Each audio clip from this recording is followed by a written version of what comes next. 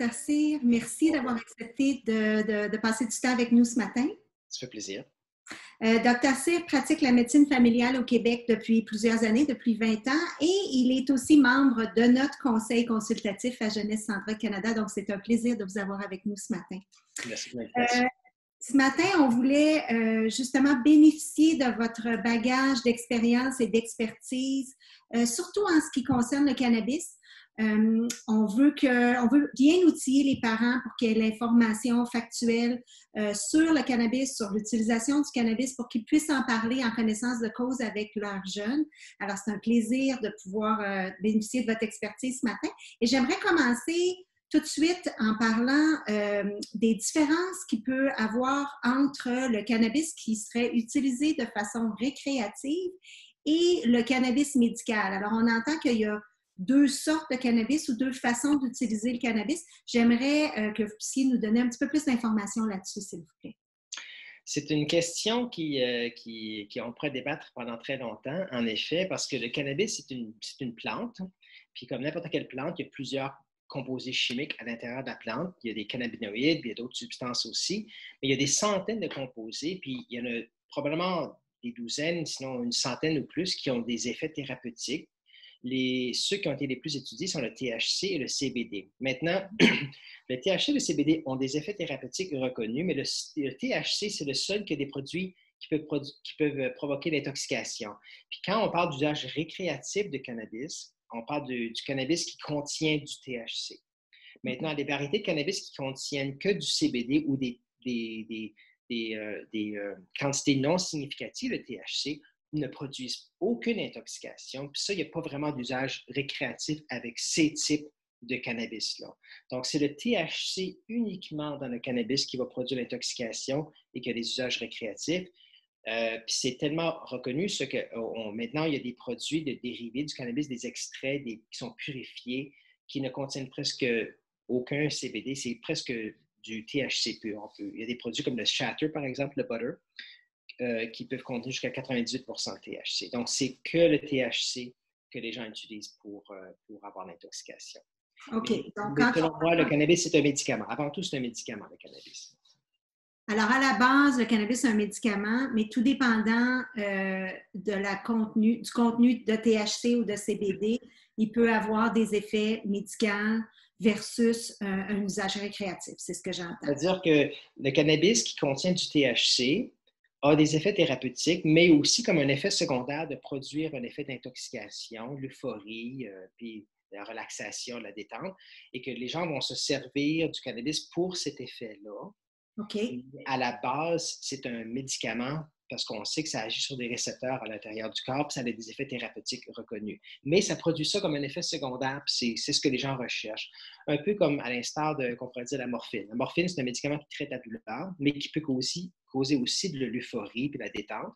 Donc, les gens qui vont utiliser la morphine ou les opioïdes de façon abusive, ils vont chercher cet effet-là, ils ne vont pas chercher de l'effet pour la douleur. Ils vont chercher l'effet d'intoxication. Donc, c'est un peu la même affaire. C'est beaucoup plus sécuritaire que la morphine, évidemment, mais c'est quand même, les gens recherchent un effet d'intoxication qui n'est peut-être pas nécessairement relié à l'effet thérapeutique. OK. Parfait, merci. Puis justement, vous parlez d'effets thérapeutiques. En temps de pandémie, on sait que les gens, de façon générale, ont fait l'expérience de plus grand stress, d'angoisse. Les gens sont isolés, sont incertains par rapport à leur emploi. Les jeunes n'ont pas été allés à l'école. Alors, est-ce que on a vu qu'on peut soupçonner que certaines personnes vont utiliser du cannabis pour gérer justement ce stress-là et cette angoisse-là? Mais dans une optique où ils n'ont pas nécessairement eu une prescription pour ça, ou ils ont décidé eux-mêmes que c'est de cette façon-là dont ils allaient gérer leur stress. Donc, c'est une façon un autotraitement ou une automédication. Est-ce que vous pouvez nous expliquer un petit peu plus en détail ce phénomène-là, justement, de gestion de stress avec peut-être une utilisation de cannabis? C'est certain que le cannabis, chez certaines personnes et à une certaine dose, on parle du THC surtout, peut avoir un effet sur l'anxiété. Ça peut réduire l'anxiété, surtout à petite dose. Le CBD aussi peut réduire l'anxiété, mais il faut souvent prendre des plus fortes doses. Puis des gens qui ont vraiment, j'ai des patients qui m'ont témoigné, qui ont pris du CBD uniquement et que ça a eu un effet pour gérer leur anxiété. Maintenant, on sait que les ventes de cannabis ont augmenté durant la pandémie, puis je n'ai pas de statistiques sur les ventes de l'alcool, mais je soupçonnerais que ce serait peut-être la même affaire pour l'alcool aussi. Les gens vont se servir du cannabis et d'autres substances pour gérer l'anxiété, c'est tout à fait naturel. Maintenant, si on était pour comparer les effets à long terme de l'alcool versus le cannabis chez les adultes, il n'y aurait pas de comparaison à faire parce que le cannabis est nettement moins dangereux pour la santé que l'alcool. Ça, les études l'ont bien démontré. Maintenant, chez les enfants, les adolescents, par exemple, ça, c'est une autre paire de manches. On essaie d'éviter le cannabis parce qu'on sait qu'il peut avoir des effets sur le développement du cerveau. Ça, c'est bien reconnu. Mais le traitement de l'anxiété par le cannabis, c'est clair que quand on voit ça comme un traitement qui est quotidien, moi, ce que je dis à mes patients, c'est qu'un médicament, c'est quelque chose qu'on prend tous les jours. Donc, si on fait de l'hypertension, on prend un médicament tous les jours. Si on fait du diabète, on prend un médicament tous les jours. Donc, si tu prends du cannabis à tous les jours pour gérer ton anxiété ou ta dépression ou ton stress, ben c'est probablement un traitement que tu es en train d'utiliser. Puis même si tu dis que tu prends du cannabis à tous les jours, mais que tu ne traites pas rien, tu dis que tu n'es pas anxieux, mais tu n'es pas déprimé, puis tu n'as pas de problème de santé mentale, parce qu'il y a beaucoup de gens qui n'ont pas de problème de santé mentale, puis qui en ont un en réalité. Ben, si tu prends tous les jours, il faut se poser la question. C'est une façon aussi d'aborder la conversation avec la personne. Que tu prends du cannabis à tous les jours, comme un médicament, mais tu dis que ce n'est pas comme un médicament, mais au moins tu peux partir le bal. Puis moi, je laisse les patients souvent avec cette idée-là, puis on va se rencontrer dans une couple de semaines, dans un mois, puis juste comme semer la petite graine pour leur faire peut-être penser que c'est quoi, peut-être que je traite quelque chose, peut-être que je suis en train de traiter quelque chose. Fait que ce que j'entends, c'est dans un contexte, par exemple, si un parent découvre que son jeune consomme du cannabis, d'aller un petit peu plus loin que la peur initiale de dire mon Dieu, mon jeune consomme du cannabis, parce que je pense qu'en premier lieu aussi, vous avez réitéré le fait que le développement du cerveau, on a des recherches qui démontrent que ça se poursuit jusqu'à l'âge de 25 ans, donc ça peut avoir une incidence sur le développement quand on prend du cannabis. Fait que ça, c'est le premier risque de façon pragmatique pour aborder la question. Mais pour aller un peu plus loin, si notre jeune nous avoue qu'il consomme, d'aller par rapport à la fréquence, essayer d'aller chercher un petit peu plus d'informations sur la fréquence de consommation, sur la dose aussi de consommation. Peut-être que votre jeune n'a aucune idée quel genre de dose il consomme. Juste aller explorer ça, puis d'essayer de comprendre justement l'incidence des doses, qu'est-ce que ça peut avoir. Puis aussi peut-être aller voir le pourquoi. Dans quel contexte que le jeune va décider de consommer du cannabis. Toutes ces questions-là, de ce que j'entends, seraient des questions importantes à aborder avec son jeune dans un contexte où on découvre que l'expérimentation a eu lieu puis il y a peut-être une consommation un petit peu plus assidue chez le jeune. Est-ce que j'ai raison de penser ça? Ah oui, absolument. Ça, c'est une bonne façon d'aborder sans jugement, parce que vous avez raison que les parents, ce qu'on leur enseigne, c'est que le cannabis, le THC, va altérer le développement du cerveau. Donc, un enfant de 15 ans qui rentre de la maison, puis on apprend qu'il a consommé du cannabis, c'est mode panique. C'est genre, mon Dieu, son cerveau, c'est fini, il est déjà scrap, ses neurones sont brûlés, il n'y a plus rien à faire. Ouais. C'est certain que la majorité des adolescents qui vont consommer le cannabis vont quand même faire une vie normale. Il ne faut quand même pas, faut pas se dire, OK, il a consommé 2 fois, là, c'est la fin de l'université, il va se retrouver dans la rue, puis c'est la fin. Donc, il faut quand même relativiser les choses. Oui. Mais c'est certain qu'il y a probablement plusieurs parents qui seraient peut-être plus à l'aise que leurs enfants boivent de l'alcool à toutes les semaines, puis qui virent une brosse 3 fois par semaine, que fumer du cannabis 1 fois par mois. Alors, il faut quand même relativiser les choses par rapport à ça. Mais donc, y aller sans cette crainte-là, sans cette mode panique-là, parce que c'est vrai que si on y va, on est super anxieux, qu'on veut absolument que l'enfant arrête tout de suite de consommer, ça peut débouler rapidement cette conversation-là. On peut commencer à mettre de la pression sur l'adolescent. Mais de leur demander sans jugement pourquoi ils utilisent le cannabis, quel effet que ça leur procure. C'est intéressant de voir qu'est-ce que les gens vont décrire là, ce qu'ils consomment du cannabis. Ils ne vont pas nécessairement dire « OK, ça me détend, ça me relaxe ». Quand on regarde les études qui ont été faites, là, même les études qui datent des années 70, des années 80, où on faisait des sondages auprès des consommateurs de cannabis, les gens, ils décrivaient, par exemple, que ça les permettait d'avoir une meilleure réflexion sur eux-mêmes. Ça créait une espèce de détachement. Puis, il y avait comme l'impression qu'ils étaient capables de questionner un peu leurs valeurs, puis questionner un peu leur personnalité. Ils se voyaient un peu comme à l'extérieur d'eux-mêmes. Puis ça, puis avec les dernières études qu'on a faites dernièrement, on a réalisé que le cannabis, le THC en particulier, agit sur certaines régions du cerveau qui sont associées à la reconnaissance de soi-même, qu'on appelle le Default Mode Network. C'est une étude plusieurs études qui ont été faites. Et le THC réduit la connectivité dans ces régions-là. Puis ça crée un environnement qui ressemble un peu à l'environnement que les gens ont quand ils méditent, quand ils font la méditation. Okay. Quand les gens font la méditation, ils deviennent un peu comme déconnectés d'eux-mêmes. Ils voient comme le comté de leur conscience comme défiler devant eux.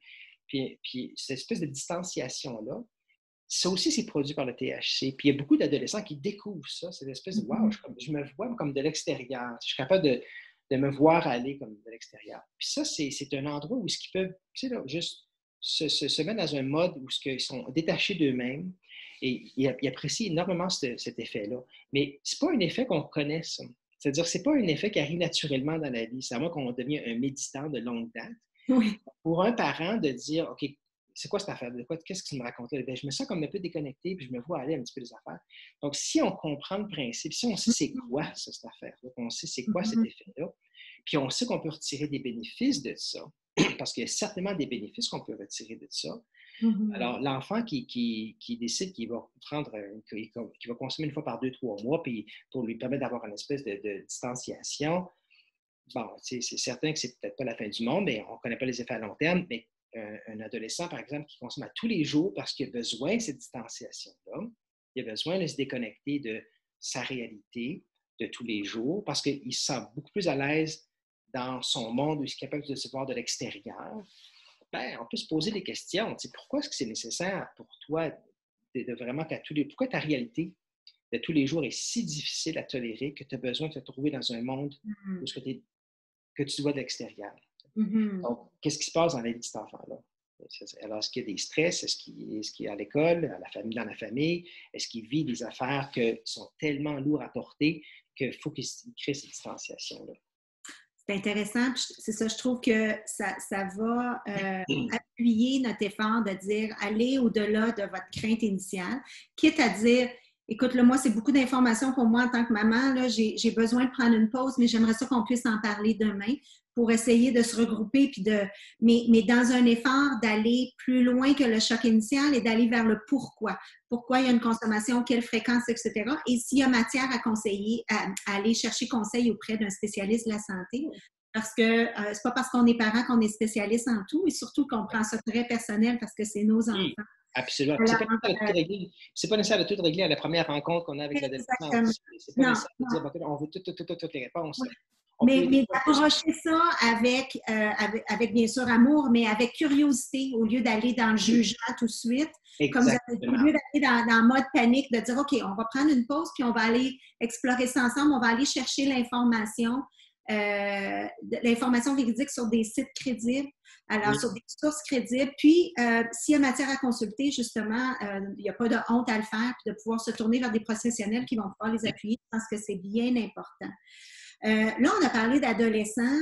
On a entendu parler aussi, puis je voulais en jaser avec vous ce matin, on a entendu parler aussi que certains parents ont recours au cannabis pour traiter certaines conditions chez des enfants qui ne sont même pas peut-être en âge d'adolescence, qui sont plus jeunes que ça. Et là, je parle de peut-être des conditions comme un TDAH ou peu importe, dépression, anxiété, mais ils se tournent vers le cannabis et ça, pas nécessairement sans prescription. Puis j'aimerais que vous puissiez nous parler des risques associés avec justement le fait de permettre à notre enfant de consommer du cannabis dans un souci médical quand même, mais est-ce qu'il y a encore des risques associés à ça? c'est un risque important, surtout si on y va un peu de façon improvisée. Parce que le cannabis, pour plusieurs personnes, c'est un produit naturel.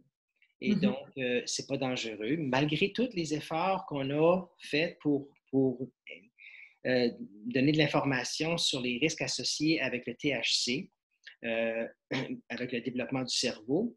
Il y a quand même des parents qui vont penser que peut-être une petite dose de THC, ou bien si on mange avec beaucoup de CBD, ça va être peut-être plus sécuritaire, ou on va s'improviser des experts en cannabis, parce que les experts, le problème, c'est que il n'y en a pas vraiment d'experts en cannabis, parce que pour être expert, il faut que tu sois certifié par un organisme reconnu. Tu sais.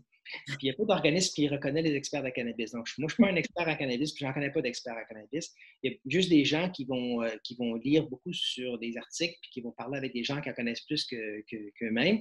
C'est ce que moi je fais. Alors, moi, je parle à plein de monde, puis on écrit des articles, puis on se fait débattre, puis on s'appelle des experts, mais en réalité, il n'y a personne qui nous reconnaît.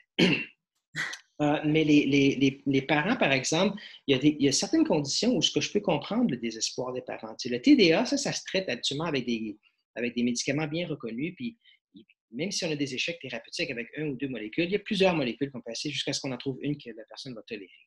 Mais le trouble du spectre de l'autisme, par exemple, c'est une condition qui est incurable, puis c'est une condition qui va être là à vie, et il n'y a pas vraiment de traitement qui fonctionne pour le trouble du spectre de l'autisme. On peut donner des médicaments pour essayer de calmer l'anxiété ou bien réduire les troubles du comportement, mais ça ne donne pas grand-chose.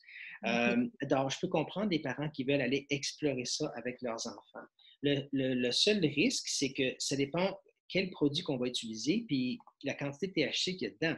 Maintenant, ici au Canada, on est bien chanceux d'avoir des produits certifiés. On sait qu'est-ce qui est à l'intérieur de la bouteille parce que tous les produits sont standardisés et sont testés. Donc, on sait la quantité de THC qu'on est en train de donner à notre enfant ou la quantité de CBD qu'on est en train de donner à notre enfant, ce qui n'est pas le cas dans d'autres pays. Ceci étant dit, par exemple, ça, c'est des produits qu'on peut acheter soit à l'SQDC ou dans le marché légal ou bien médical, parce que c'est le même produit. Hein. C'est une chose que les gens ne savent pas encore, c'est que les produits de cannabis qu'on achète dans le marché récréatif légal, c'est exactement les mêmes produits que le côté médical. C'est les mêmes produits. Ils vont juste souvent changer l'étiquette pour que ce soit peut-être avec des noms un petit peu plus farfelus pour le côté récréatif. Attendez, vous dites que c'est le même, donc, mais par rapport au ratio, quand on parlait justement du ratio CBD, THC, c'est la même affaire?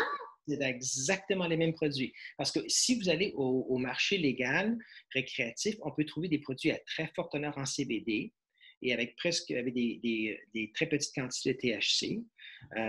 Puis ça, c'est les mêmes produits qu'on vend dans le marché médical pour traiter les conditions avec du CBD, avec très peu de THC. Parce qu'il n'y a pas de produit de cannabis qui contient 0% de THC. OK? Ça, c'est une chose importante à savoir. Ouais, tous les produits c'est important de le souligner, oui. Parce que la plante comme telle, lorsqu'elle produit, dans le mécanisme enzymatique de la plante, la plante va produire des cannabinoïdes de façon séquentielle, souvent, puis il va y avoir des cannabinoïdes à la fin, à la pleine maturité. Il y a certaines variétés génétiques qui vont produire beaucoup plus de CBD que de THC. Mais c'est le même, comment on dit, pathway. Il y a un cheminement qui produit ces cannabinoïdes-là, mais c'est le même cheminement. Donc, même si génétiquement la plante est programmée pour produire plus de CBD, elle va quand même produire des petites quantités de THC. C'est inévitable.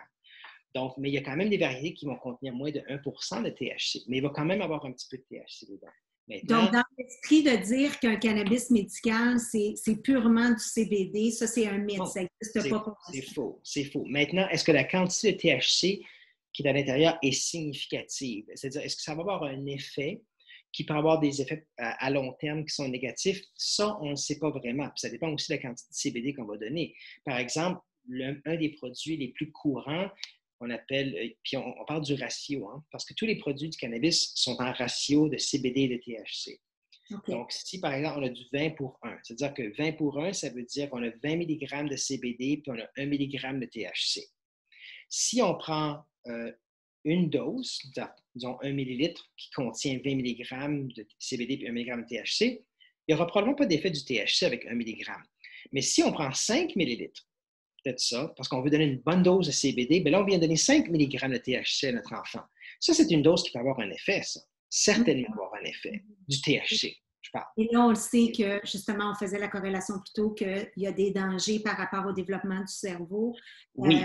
Et d'où l'importance du parent de ne pas prendre ce fardeau-là sur ses épaules, de décider, voici comment, parce que ce que j'entends depuis le début de notre entretien, tout est dans la dose aussi. C'est tout dans la dose. Tout est dans la dose. Mais on ne connaît pas la dose qui est sécuritaire. Le problème, c'est que pour l'instant, la science nous dit que les enfants ou les adolescents qui prennent des très fortes doses de THC pendant plusieurs années, OK? On parle de 500 000 mg de THC par jour. Okay? Ça, on voit ça régulièrement. Moi, j'ai des patients qui prennent 1000 mg de THC à tous les jours, puis sont fonctionnels. Ils sont capables de. Ils ne sont pas là, sur leur divan en train de regarder la télévision. Ils sont quand même fonctionnels parce qu'il y a une tolérance importante qui se développe avec ça. Mais ça, on sait que ces fortes doses-là, même occasionnellement aussi chez les adolescents, ça peut mener vers des problèmes de santé mentale, des problèmes de cognition plus tard dans la vie. Mais est où la ligne? Est où la limite à partir duquel on sait que la dose de THC va causer des problèmes? Ou y a-t-il une limite à partir duquel la dose de THC pourrait même être bénéfique? On ne sait pas encore. Y a-t-il un ratio qui serait peut-être bénéfique? Peut-être, on ne sait pas. On va peut-être le savoir dans 5 ou 10 ans, ou dans 15 ans, ou dans 20 ans, lorsque les études vont être faites. Mais pour l'instant, tout ce qu'on sait, c'est que le THC, rendu à une certaine dose, a des effets négatifs à long terme. Mais le problème, c'est que je ne peux pas vous dire quelle est cette dose. C'est plate, mais malheureusement, on est rendu là. Je pense que le conseil qu'on aurait pour les parents, justement, qui seraient tentés de dire « Ah, cannabis, c'est nouveau, je vais essayer ça parce que, justement, dans un souci de vouloir aider son jeune du mieux possible », c'est d'avoir cette discussion-là avec un spécialiste de la santé. Il va être plus en mesure d'aiguiller sur quel est le traitement à décider de prendre, justement, puis de pas juste décider un beau matin que le cannabis va être la cure magique pour pouvoir aider. Ça se fait avec une discussion avec un spécialiste de la santé. Tout à fait. Puis si le spécialiste n'est pas à l'aise avec le cannabis, puis malheureusement, on est encore à une époque où il y a peu de médecins qui prescrivent le cannabis. On a peut-être 10 ou 15 des médecins qui prescrivent le cannabis, qui sont au courant de c'est quoi la dose, qui est probablement sécuritaire, c'est quoi le CBD, le THC. Donc, c'est difficile à trouver. C'est difficile à trouver un clinicien ou un médecin qui va être capable d'aiguillonner, mais ça existe. Puis il y a des bons sites comme OK. On encourage les parents à aller chercher l'information, à pouvoir faire des choix éclairés. Merci, Dr. Cyr. C'est le temps qu'on avait ce matin. C'est super intéressant. C'est tellement riche comme sujet. Puis je pense que on est tellement au début aussi avec la légalisation. Les parents ont beaucoup de questions puis ils veulent appuyer leurs jeunes. Donc, j'invite les parents à venir sur notre site pour aller chercher de l'information. Mais vous nous avez grandement aidé ce matin, Dr. Cyr, et je vous remercie beaucoup. Ça me fait plaisir. On peut en parler n'importe quand.